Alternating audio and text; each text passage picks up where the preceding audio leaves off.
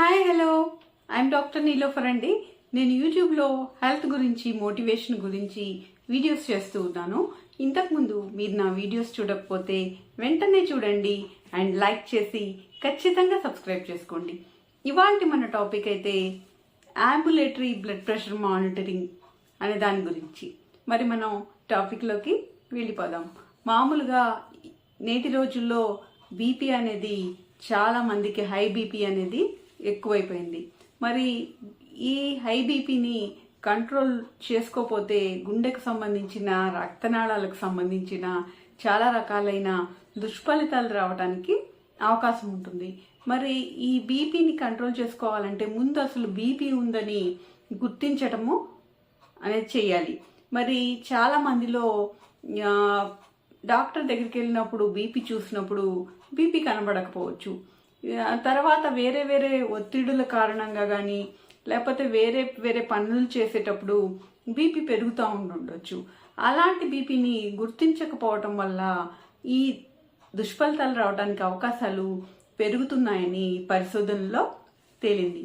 కాబట్టి ఇలాంటి బీపీని గుర్తించాలంటే ఈ అంబులేటరీ బ్లడ్ ప్రెషర్ మానిటరింగ్ అనే పరికరం ద్వారా గుర్తించవచ్చు అన్నమాట. అయితే దీంట్లో ఏంటంటే ఇది 24 గంటల బీపీని రికార్డ్ చేస్తుంది.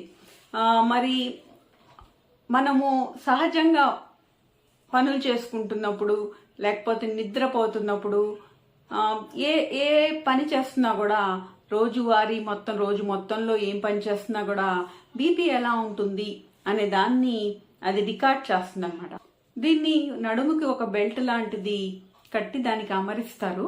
తర్వాత బీపీ కఫ్ అనేది చేతికి కడతారనమాట. కట్టి అదిలాగా ఒక 24 గంటలు లేకపోతే 2 రోజులు అలాగా ఆ మిషన్ అనేది పెట్టి బీపీని రికార్డ్ చేస్తారు. అంటే ప్రతి 15 నుంచి 30 నిమిషాలకు ఒకసారి బీపీ రికార్డ్ అయ్యేటట్లు ప్రోగ్రామ్ చేస్తారు ఈ మిషన్లో. చేశాక దాన్ని అమర్చి 1-2 రోజులు ఉంచాక ఆపరేటర్స్ని తీసేస్తారు. ఆ ప్రోగ్రామ్ చేసిన దాన్ని కంప్యూటర్లో డౌన్లోడ్ చేసి దాంట్లో ఈ బీపీ ఏ విధంగా రికార్డ్ అయింది అనేది స్టడీ చేస్తారన్నమాట. దీనివల్ల ఈ అంబులేటరీ బ్లడ్ ప్రెషర్ మానిటరింగ్ అనే ఈ పరికరం వల్ల బీపీని గుర్తించడం ద్వారా 24 గంటలు బీపీ ఎలా ఉందనేది గుర్తించడం ద్వారా మనకి చాలా రకాలైన ఉపయోగాలు ఉంటాయన్నమాట. అవేంటంటే జనరల్గా మామూలుగా మనకి బీపీ ఏంటంటే రాత్రిపూట ఒక 10 నుంచి 20% బీపీ అనేది అందరికీ తగ్గుతుందన్నమాట. దాన్ని నైట్ డిప్పింగ్ అంటారు. అయితే ఈ నైట్ డిప్పింగ్ అనేది బీపీలో కొంతమంది బీపీ ఉన్న వాళ్ళకి అలా జరగదన్నమాట. రాత్రిపూట తగ్గదు వాళ్ళకి. అంతేకాకుండా ఒక్కొక్కసారి పెరుగుతుంది, ఒక్కొక్కసారి కొంతమందికి బాగా తగ్గుతుంది. వీటన్నిటిని గుర్తించడం అనేది ఈ పరికరంలో ఇలా 24 గంటల బీపీ రికార్డ్ చేయటం ద్వారా సాధ్యమవుతుంది. అలాగే బీపీ లేచిన ఒక 2 గంటల వరకు, నిద్ర లేచిన ఒక 2 గంటల వరకు బీపీ అనేది ఎక్కువగా ఉంటుందన్నమాట. అయితే ఈ ఎక్కువగా ఉన్న బీపీకి రోజు మొత్తంలో కూడా ఒకసారి బీపీ తక్కువగా ఉంటుంది. ఆ తక్కువగా ఉన్న బీపీకి ఈ డిఫరెన్స్ని బట్టి కూడా వాళ్ళకి స్ట్రోక్ వచ్చే అవకాశాలు ఎంత ఉన్నాయి అనేది కూడా తెలుస్తుందన్నమాట. కాబట్టి ఈ పద్ధతి ద్వారా ఈ 2 బీపీలు కూడా రికార్డ్ అవుతాయి. కాబట్టి ఆ విషయం కూడా మనం తెలుసుకోవచ్చు. అంతేకాకుండా ఈ బీపీ వల్ల ఈ థ్రాంబోసిస్, ఎంబోలిజం అనేవి వస్తాయన్నమాట. వాటిని గుర్తించవచ్చు. తర్వాత బీపీలో ఏంటంటే సిస్టోలిక్ బీపీ అని, డయాస్టోలిక్ బీపీ అని, అంటే పైన బీపీ 130/80 అంటే 130 అనేది సిస్టోలిక్ అనమాట, 80 అనేది డయాస్టోలిక్. ఇలా 2 రకాల బీపీలు ఉంటాయి. ఈ 2 బీపీల్లో డిఫరెన్స్ ఏంటంటే ఒక 40 నుంచి 45 ఉండవచ్చు మిల్లీమీటర్స్. అయితే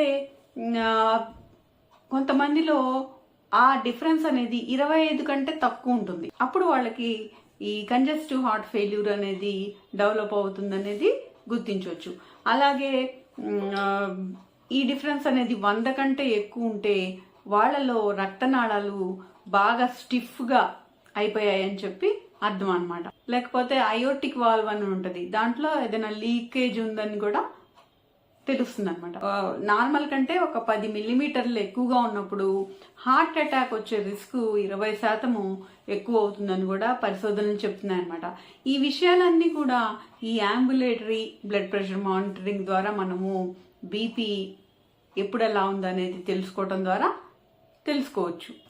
బీపీకి ట్రీట్మెంట్ స్టార్ట్ చేసే ముందు, తర్వాత మధ్యలో ఏమైనా అనుమానాలు ఉన్నా, వీళ్ళకి బీపీ ఈ టైంలో పెరుగుతుంది, ఈ టైంలో డౌన్ అవుతుంది అనే అనుమానాలు ఏమైనా ఉన్నా కూడా ఈ పద్ధతి ద్వారా మనం కనుక్కొని వాళ్ళకి మంచి ట్రీట్మెంట్ ఇవ్వవచ్చు.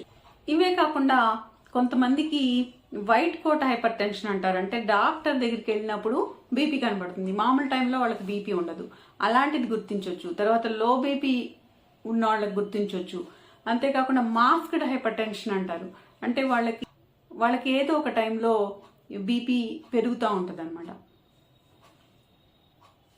అది గుర్తించవచ్చు. తర్వాత బీపీ తగ్గకుండా రెసిస్టెంట్ హైపర్ టెన్షన్ ఉంటుంది కొంతమందికి, అది అనేది కూడా తెలుసుకోవచ్చు. పానిక్ అటాక్లో వచ్చే బీపీ గురించి, తర్వాత హార్మోనల్ బీపీ, ఇలాంటివన్నీ కూడా ఈ పద్ధతి ద్వారా బీపీ చూసి తెలుసుకోవచ్చు. అయితే కొంతమందికి కూర్చొని నిలబడిన, పడుకొని నిలబడిన బీపీ డౌన్ అవుతూ ఉంటుంది. ఇలాంటిది కూడా ఆ బీపీలో తెలుస్తుంది అనమాట. ఇలాగా రకరకాలైన బీపీకి సంబంధించిన మార్పుల్ని తెలియజేయడానికి ఈ పద్ధతి ఉపయోగపడుతుంది. అయితే ఈ పద్ధతి కొంచెము ఖరీదైంది అయినా కూడా మామూలుగా చూసే బీపీ కంటే ఇలా చూసే బీపీ వల్ల చాలా లాభాలు ఉంటాయి.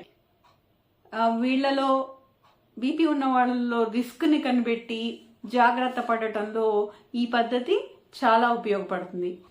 అయితే ఈ పద్ధతి అనేది అన్ని చోట్ల అవైలబిలిటీలో లేకపోయినా కూడా దీని మీద అవగాహన పెరిగితే గనక అన్ని చోట్ల ఈ అవైలబిలిటీ అనేది ఈ విధమైన పద్ధతి వస్తుందన్నమాట.